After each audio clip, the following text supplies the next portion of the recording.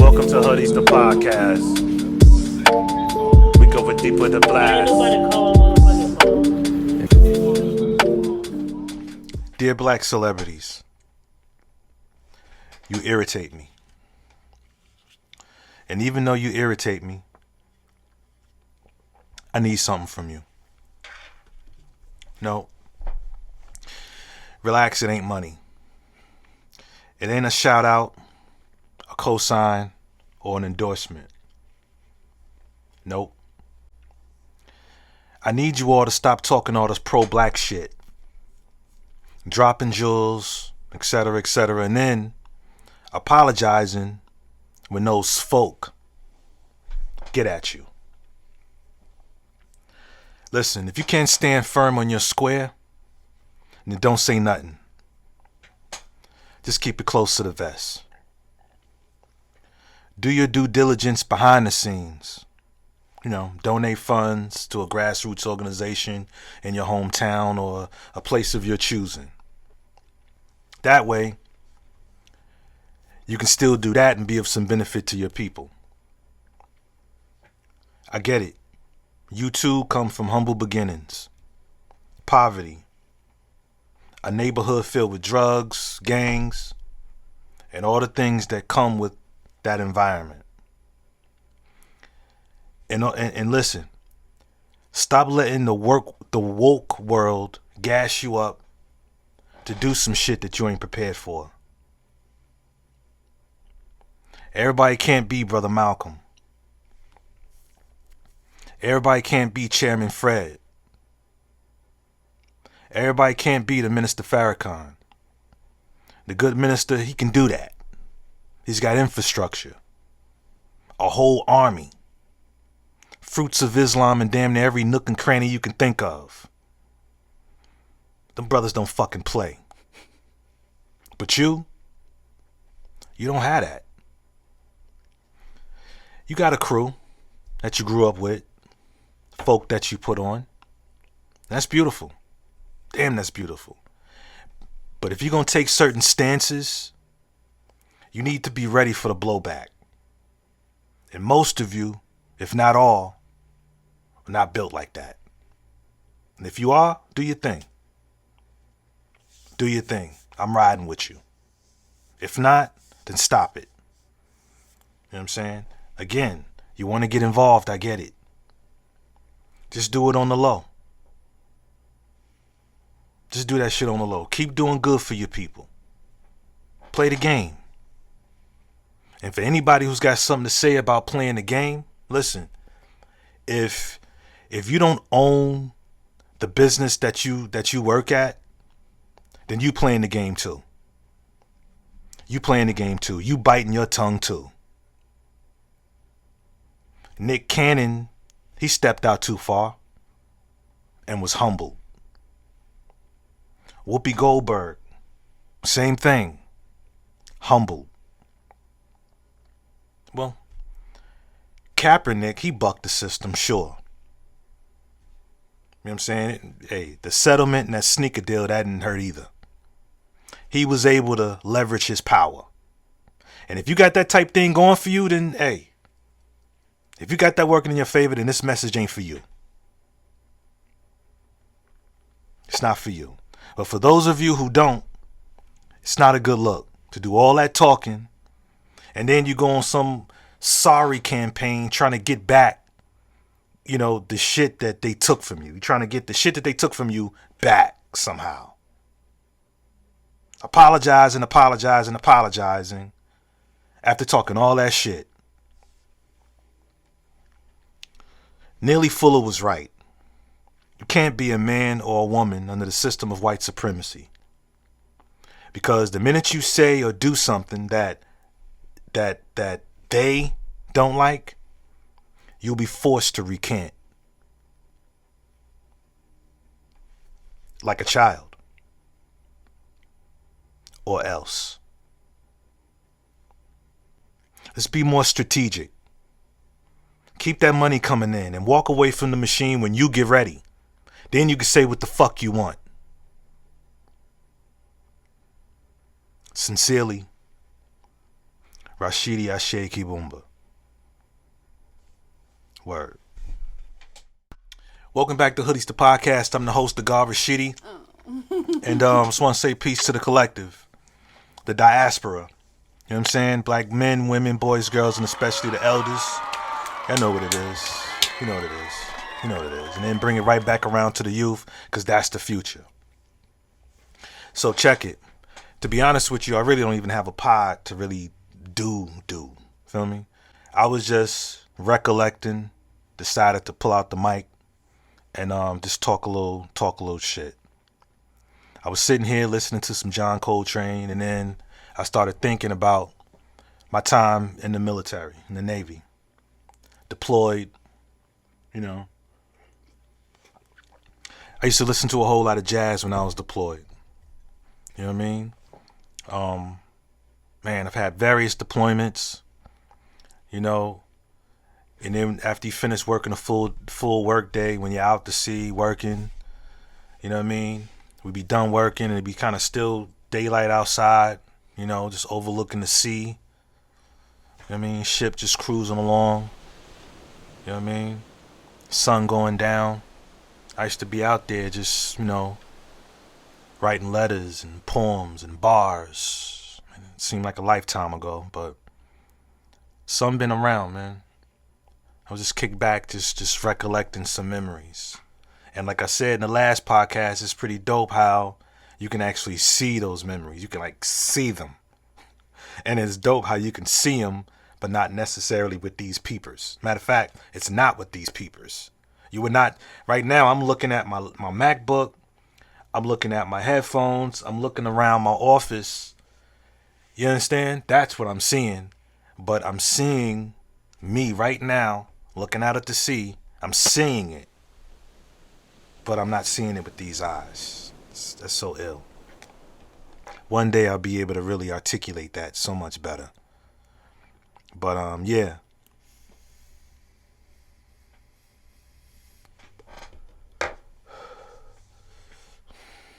So I was also thinking of this time when my moms used to date this one dude, and I probably told the story already. And podcasters will probably tell you that that's a no-no in the podcast world to talk about things you've already talked about before. But I hope the whole 78, well, it's 77 now. I hope my whole list of 77 subscribers can rock with me on this. Because I don't care. Yeah, I brought it up before, but I'm doing it again. My mom's, she dated this one dude named James Vealey.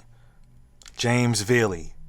Right? I think I spoke on in one of the FIAMOS, which is Families a Microcosm of Society podcast. One of those I talked about, she dated this one brother named James Wilkins. But no, this is a James Vealey. This is a different dude.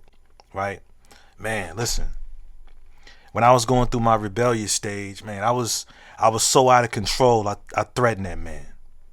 This brother tried to reach me, because at the time I was angry. I needed a male, you know what I mean? Other than, of course, my grandpa, but my grandpa had passed on by this time. My uncle was doing his own thing, you know, so, and then of course I live with my mom. So, you know, he clearly saw I needed some male guidance, right? But I was just out of control. I threatened that man. You know what I'm saying? I threatened him, and then I told him that since he had a hip replacement and all, right? I told him that if he kept fucking with me, he wouldn't be able to walk. You know? So he was on me because he had a 6-pack of beer that he went to the store and bought and then put it in the refrigerator. It's a 6-pack.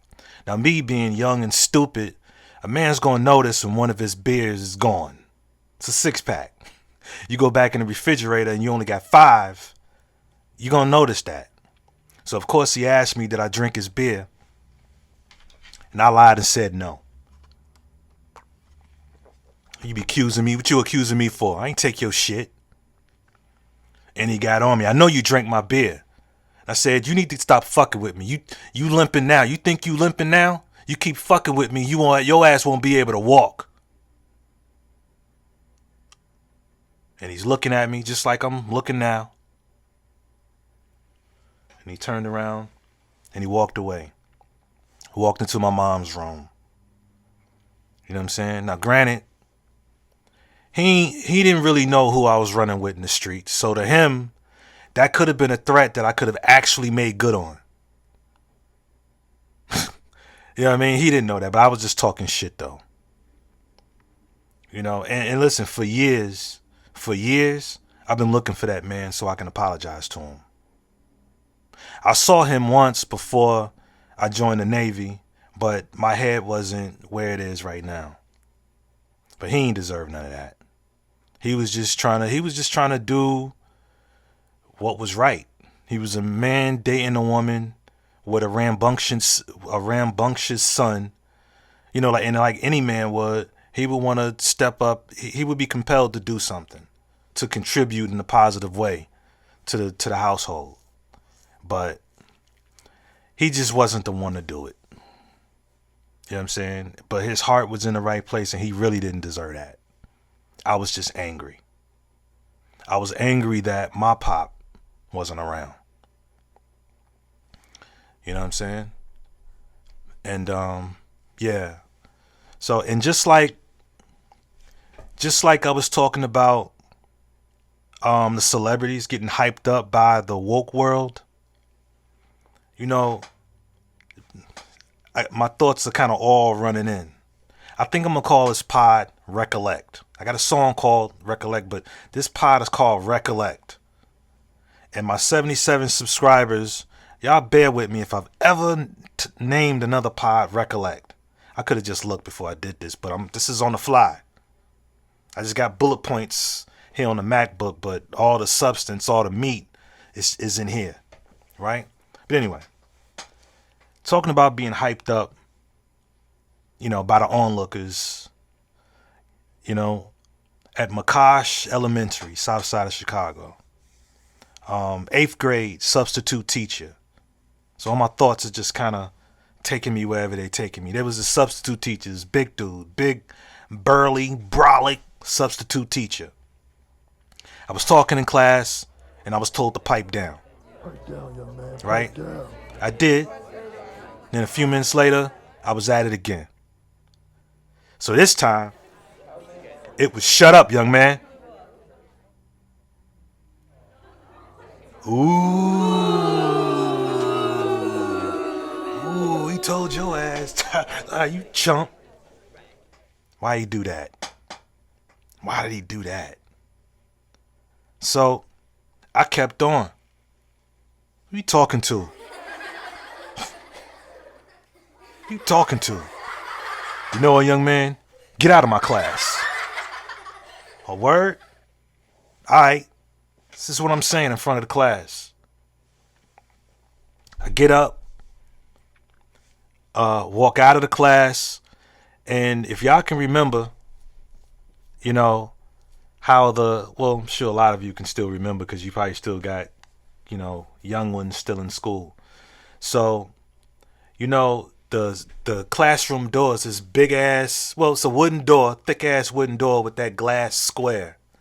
So when I was leaving the classroom, I slammed the fucking door so fucking hard that glass window, because it's got like the little lines, and I don't know what that is. I don't know if that's wire integrated in the glass, something like that. But I slammed that door so fucking hard, the fucking glass did. Now, I didn't shatter and just, shatter and fall to the floor. No, I just slammed it, and it cracked, like just big ass crack because of the impact of me slamming it. Right? So I slam it, and I can hear from the outside, the classroom was like, oh man. Whew.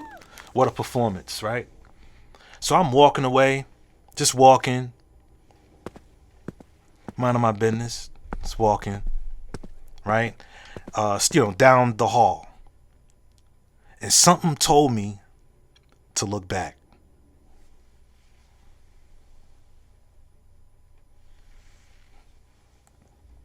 Substitute teacher's following me. I walk some more.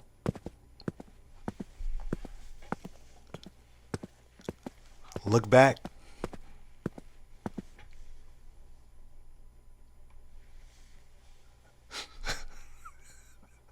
Teacher's still following me.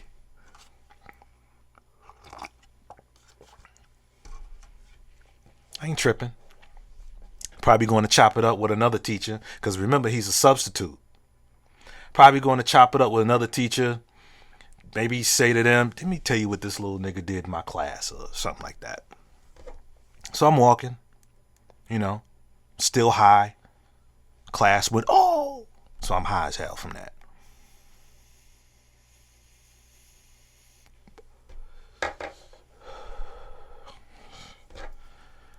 This pen is trash.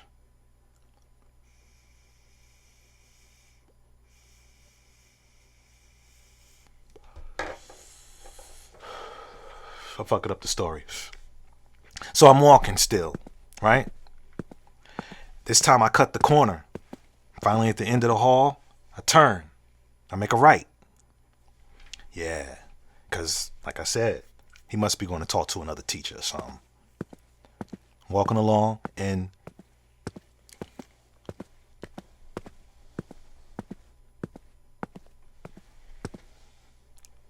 this motherfucker's still behind me. He ain't walking fast neither. He's just walking. He don't look happy. I think he wore glasses too. And you know the 80s style frames with big frames. It's the era of the big frames. It's like the 80s is the era of big hair. Right? So I pick up my pace a little bit. Look back. He's walking at the same pace. I'm walking a little faster, but he's still the same distance behind me. So I walk up some more and I go into the bathroom. Yeah, he's going to the principal's office to tell the principal what I just did. I can handle that shit. I don't know what he's about to do. I'm in the bathroom. I didn't go in one of the stalls or anything like I probably should have. I mean, he saw me go in there. He saw me cut and go in there. So if he didn't see me in there, he would have known to go into the stalls or whatever. I didn't go in one of them anyway. So I'm just in the bathroom, just there, basically just trying to see what's going to happen here. Wait about a minute, which was weird because he wasn't that far behind me. Wait. He comes in the bathroom. He comes in the bathroom and went straight for me. Same pace, went straight for me. And he grabbed me by my... You ever grab somebody by... They even if they don't have a collar, somebody grab you like that. He grabbed me like that. I said, what the fuck is your problem? He shook me. Now, mind you, like I said, he's got me by my collar. And when somebody got you by your collar, their fist is looking exactly like this. So he's shaking me up. And every time he shakes me, he's a big brolic dude. So he's shaking me up. And his fist is punching me in. You understand? He's shaking me up. He said, do you know what respect is? Do you know what respect is? I'll fuck you up.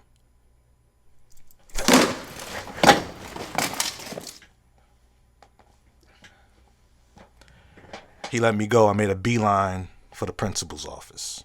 Which, listen, okay, grown-ass man is not supposed to touch a student like that. He ain't supposed to yoke him up. You know what I mean? Whatever. Now, granted, it's probably what I needed. And that was some old punk shit to cause the ruckus that I did and then go run into the principal when the teacher reacts. Looking back on it now, it's crazy.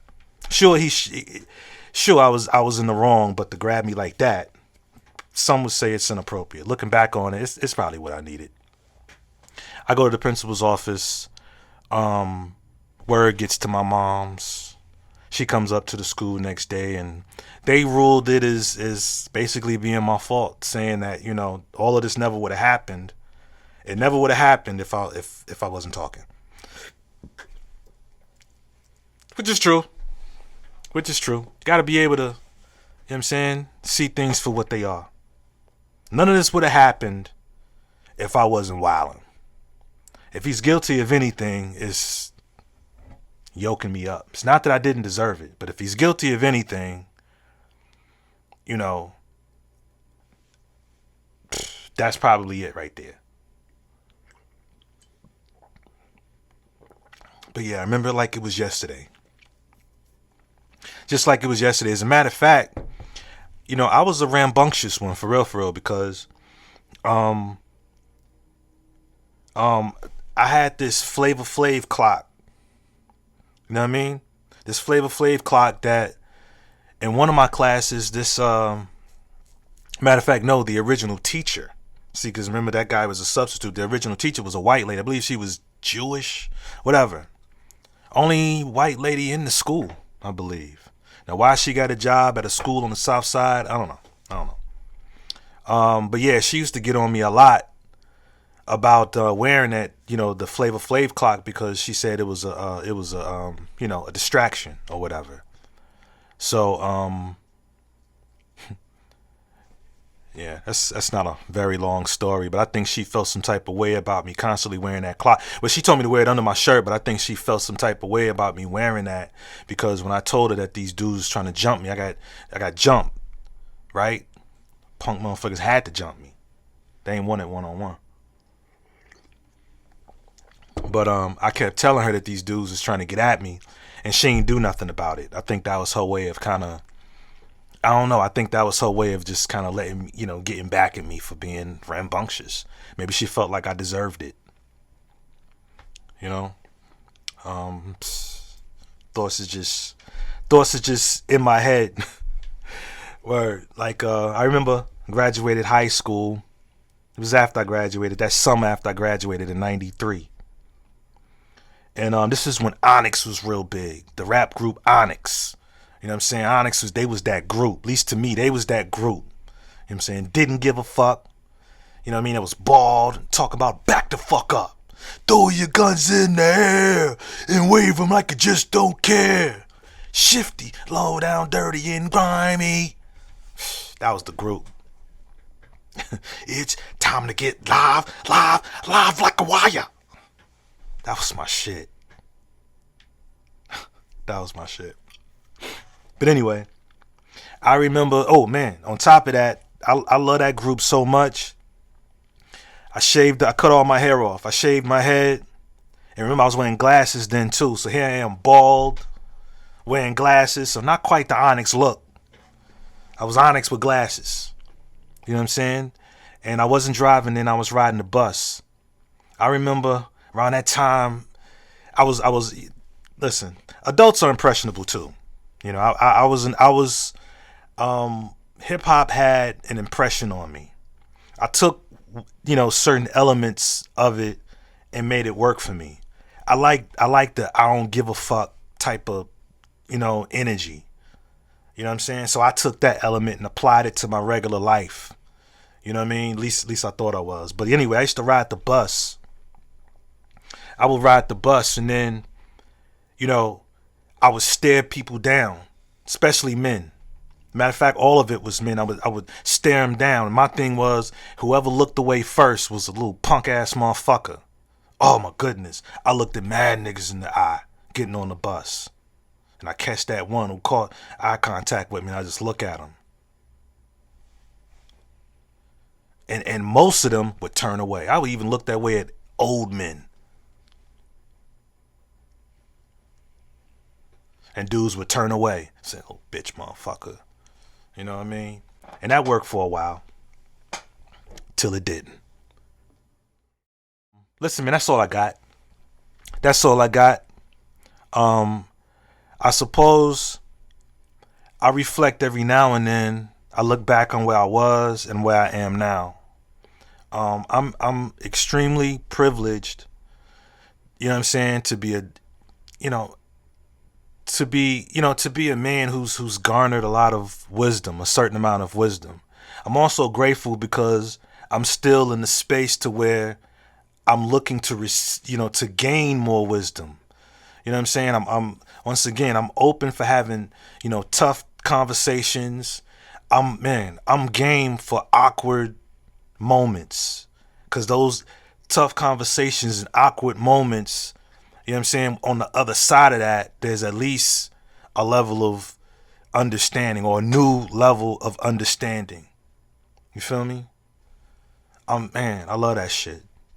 So, I'm privileged to be, in a space where, all the things all the dumb mistakes I did, all the reckless shit that I did, all the, man, just reckless shit that I've done. I'm just extremely, happy that I can, translate that into something I can teach other young men. You know what I mean? I've been around, fam. I've been around. And right now it's just hit me. Y'all remember that theme song to Taxi? That theme song to Taxi takes me back too. It takes me back to a time on the south side of Chicago, 68th and Langley, right? And you know what I mean? That's that theme song. When I hear it, I think of my grandmother, just my family, period, during that time. But what comes to mind first is my grandmother in the kitchen. You know what I mean? Making cornbread in a cast iron skillet. You know? This is February 14th. It's what some people refer to as Valentine's Day. And her birthday, her birthday is February 23rd. So, yeah, she was a sweet lady. Used to rock me to sleep and sing me songs when I was a kid. And I can't remember the words for shit. But yeah. But word up, man. I don't know. Maybe my energy, my spirit is just leading me to just say, like, sometimes it takes a stroll through our past, go through our mental files and scroll through our moments of the past so that we can better appreciate the now. You know what I'm saying? There's beauty in the now. Shout out to Cole Ass Ross, who's feeling some type of way about the Bulls. And I be telling like, yo, just appreciate the now. Y'all doing good now. Maybe you might not make it through the playoffs or whatever. You might not make it deep. Maybe not. But appreciate the now. Y'all doing good now. Cheer now. Appreciate it for what it is. Maybe the team can build on this, but that's another story. What up? But yeah, man. Thank y'all for tuning in. Go ahead and hit the thumbs up button. Subscribe to this channel, the Garver Sheedy channel. You know what I'm saying? Where you can receive, at least for now, all your Hoodies the podcasts. You know what I mean? Yeah, man. I appreciate y'all. Thank you for tuning in. And that's all I got. That's all I got. Word. Peace. I don't even know what a lane is. Bro, ain't nobody calling. See no box neither.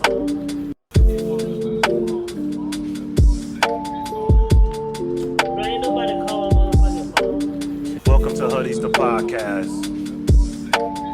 We go with deep with the Bro, ain't blast. nobody calling motherfucking phone. Universal. Bro, ain't nobody calling. Summer breeze.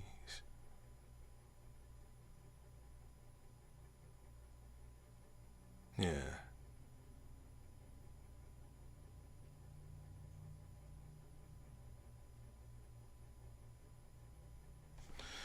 Word.